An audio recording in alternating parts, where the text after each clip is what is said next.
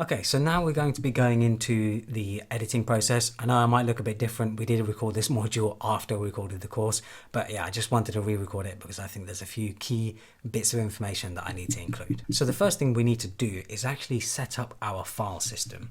So Windows, Mac, whatever it is, what I usually like to do is I usually like to set up some sort of structure. So I have a demo project here for my MacBook Pro 1 year later review. I have a folder for A roll, I have the B roll, and then I have the project itself, the Final Cut Pro library, I have the cache for the project, and then I have the rendered file because obviously this is a finished project. But yeah, I think the important part here is making sure that you have your A roll and your B roll separate, because as you record different clips, being able to have them organized will just make it a lot easier to find clips later on down the line. I primarily edit in Final Cut Pro. Now, most video programs do follow the same sort of structure and same rules, especially when it comes to shortcuts as well. So don't feel like you have to use Final Cut Pro. It's just the one that I use because for me personally and for my workflow, I find it the quickest. So when you open up Final Cut Pro, this is the default workspace that you get, the default layout. I do adjust this a little bit, add a few things here and there and adjust the sizing just to make it more sort of tailored to me, which I'll show you how to do as well. So we go to Window, we go to Show in Workspace, and we put in the audio meters. We definitely need the audio meters. We can also enable the filters. Well, I don't know what the effects panel, and we also have the transitions panel. I usually like to have the effects panel, but we can hide it if we like. And then I also like to make sure that I have snapping enabled, and I have turn on video and audio skimming as well. We can also change the appearance of the timeline. You haven't added anything yet, so we're not going to see that yet. I also like to make sure I have the video scopes enabled. So I go to View, video scopes, and we have the video scope here, and then you click on this little icon here and you make sure it's on waveform and luma. Just make sure everything that you see here is ticked, because this will help us later on when it comes to color grading and correcting our footage. So now that we have the workspace ready, we're going to go to File, New. I'm going to make a new library, and then I'm going to place my library wherever my video file is, where my project is basically. So I've made a demo folder here. I'm going to put it in there. So we're going to call this Demo Video Creator Course for now. That's what we're just going to call it. And then we're going to go to Modify Settings. I always like to do this. And then the cache is the one that I want to change. So the cache right now is sitting in the library itself, but the cache itself, you don't necessarily need after you've finished a project because it takes up a lot of space. So I actually change the cache location. So I choose just the folder itself. So I'll press choose and it'll put it into the folder, and that's it. That's our library ready to go. Now what we need to do is we need to make a new project. So Final Cut Pro does offer different layers. So you have library, events, and then projects. So you can have events in libraries, and then you can have projects in events. Now events can be anything you like really. They could be maybe a specific day of recording, or maybe they could be a specific sort of place where you've recorded. Events are quite flexible. Just imagine it as a sort of like a hierarchy system. So library at the top, events below, and then projects inside those events.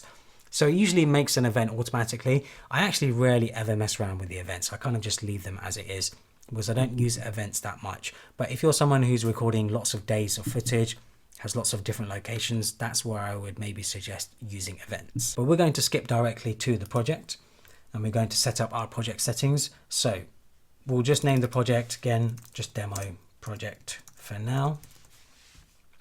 And then we can choose 4K, and we make sure it's 3840 by 2160. And then we're going to make sure that the frame rate is 2398. Now the reason for that is because my camera records in that, my Sony a7 IV and a7S III and all the other Sony cameras that I have. And then we leave everything else as it is and we press OK. And now we have our project ready to go. I'm going to resize a few of these. So I'm going to make this smaller. I'm also going to make this smaller. I'm going to make the timeline also a little bit smaller. And then I'm going to bring this over actually a bit more so that we can see the video a bit larger too. There we go. I think I'm happy with that. And now we're going to bring in our A roll. So you can see I have the A roll in the folder here.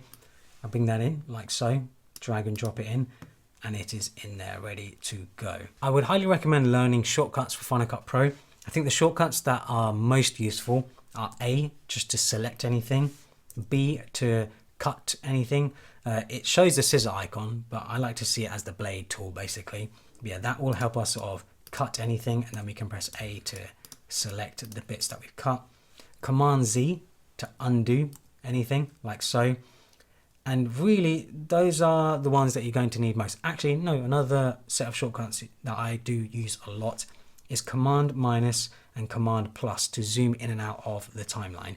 You can also go up here on this little icon and change the magnification if you like. You can also change the layout of the video clip, so maybe you don't really care about the audio waveforms or whatever. You can also make the clip bigger in the timeline if you want to. I'll leave it there for now because I think that's a appropriate size. Makes it easy for me to see where I am in the clip. So now that we have our clip in there, what I do before I do anything else is that I will right click on the clip and make it a new compound clip like so. I will call this A-roll like so. And now that has turned it basically a clip within a clip. So I can now double click on this clip and it will go into that clip itself. And the reason why I've done that is because I will now make audio corrections, color corrections to this clip. And then whenever I go to the main project, the main timeline, and I cut anything, I can just easily double click and make any sort of color changes that I want to, and it would make it to all of the cut clips that I have in the main timeline. Hopefully that makes sense, but I would highly recommend doing this, just making it part of your workflow, because if you want to make color corrections or audio corrections later on, you won't have to do it to every single individual clip. You only have to do it to the main clip. Okay, so now we're going to be editing the A-roll, the color correction, getting the audio correct and stuff like that. I would highly recommend using a pair of headphones. Please do not use a wireless pair of headphones or a Bluetooth pair of headphones or like AirPods or something. The reason why is because usually there's a little bit of a delay, and a lot of people can't tell the delay until they start watching the video back later on, or when they start trying to basically match music to different parts of the video.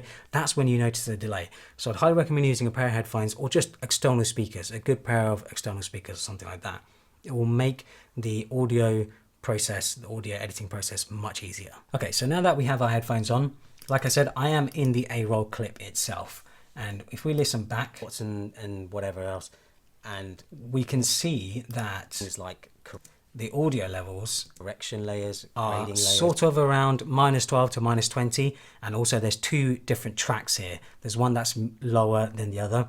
And the reason for that is because of the way I've set it up in my camera, but I won't go into that for now. What we need to do is we need to level the audio so that it's between -6 and -12.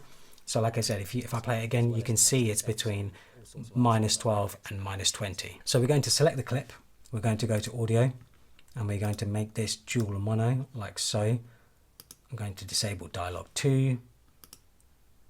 And then what we're going to do is we're going to bring the level of the clip up like so. So now that I've brought up the audio level, that you may have noticed a lot of my sort of fancy product shots are slow. We can see it's hovering between -6 and -12, which is exactly what we wanted. Now we're going to apply the color grade. So the color grade itself, I've actually just set up as a preset in Final Cut Pro. I have everything all sort of saved as one bundle. So what I do is I just drag it over to the clip, and there we are. It's ready to go pretty much, and it just makes my life a lot easier. If we have a look at what those presets are, we have the color wheels, we have the hue saturation curves, we have the color curves, and then we have the custom LUT. If I disable the custom LUT for now, these three here, the color wheels, the hue saturation curves, the color curves, I've already set up as a color correction sort of preset. For those who have purchased the premium version of the course, you get that included. But for those who haven't, I'll leave a link to it, of course. You don't necessarily need this because this is only for Sony cameras. You can actually sort of just do it yourself. I've just made it easier by putting it into a sort of color correction LUT. These just affect the S-Log footage. So like I said, I shoot in S-Log. S-Log gives you a flat image profile, which makes it easier to basically adjust contrast, adjust light, like sort of brightness of the image, darkness of the image, and gives me a bit more control over what the image looks like. So yeah, if we enable these again, you can see them slowly adding the sort of different corrections. And then we have the final one, which is the custom LUT, my Olia 01 LUT, and we can see that's applied at 25%. We can make this stronger if we want to, but then I think it looks too strong. So I like to keep it around 25% like so. What I then do is I like to take it a step further and use these waveforms here. So if I make this waveform bit bigger so you can see. So this is basically a technical readout of the brightness of our image. So we can see these pillars here in the waveform, in the Luma waveform. These pillars are these lights that you see in the background. They're naturally going to be quite high on the waveform itself. And then this middle part here is my skin, is my face. And when it comes to skin tones and the sort of like the subject, the person in the shot, I like to make my sort of skin and the brightness of my face basically anywhere sort of below 75 and above sort of 60. So we can bring this up by going into color wheels in here and going to highlights. And what we're going to do is we're going to bring this up, and you can see the image slowly get a little bit brighter and my face also get brighter. So now it's hovering just below 75, around probably 70, 65 around there. And now I'm happy with the image. That's what I think gives me personally for my shots the cinematic look. But experiment, try different sort of brightnesses, try different highlights, different shadows, midtones, whatever, and sort of go from there, because these are what really transform the images, the shadows, highlights and midtones. And in Final Cut Pro you can adjust them quite easily. You can see how much of a difference I can make to the shadows, like so, how much of a difference I can make to the highlights, the midtones as well, like so. So we'll leave the midtones where they are for now. And then these sliders here on the left hand side adjust the saturation of the different, well, the shadows, highlights and the midtones. We can of course do it globally, but I usually avoid the global sort of slider because I don't think it does a good job. I think you have a lot more control using the shadows, highlights and the midtone. These controls here I think just make it a lot easier. Now that I'm happy with the way the clip looks and the audio levels for the clip, I'm going to go to the main project by clicking this little icon here, the back arrow, and that will take us back to our main timeline.